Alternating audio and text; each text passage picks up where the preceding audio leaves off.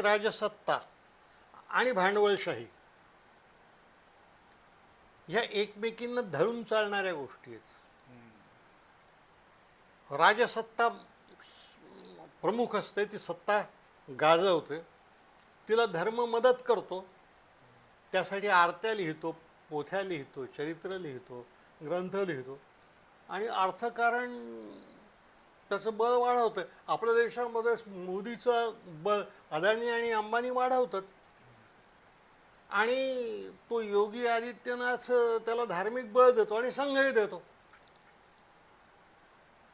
माझ्या एका चांगल्या विचारवंत मित्रांनी परवा असं म्हटलं की धर्म आणि सत्ता जेव्हा एकत्र येतात तेव्हा सैतान जन्माला येतात.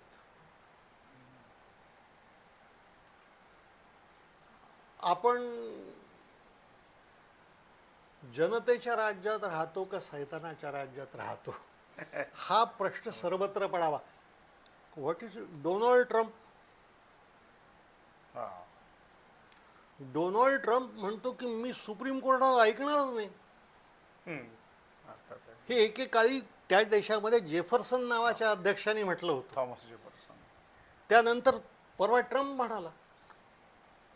त्यांनी नाटो मोडली, सेंटो तोडली, युनो मोडायच्या मागे तो लागलेला आहे आणि जगाच्या ज्या देशांशी जगातल्या त्याचा व्यापार आहे त्यावर त्यांनी इतका मोठा आयात कर बसवलाय आता की त्याच देशातली न्यायालयं त्याच्या विरुद्ध निर्णय द्यायला लागलेली आहेत. बरोबर. त्यामुळं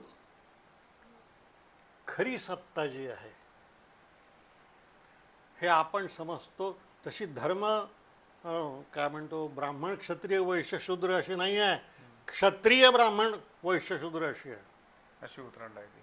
सत्ता ही यात सर्वात महत्त्वाची आहे. राम महत्त्वाचा आहे.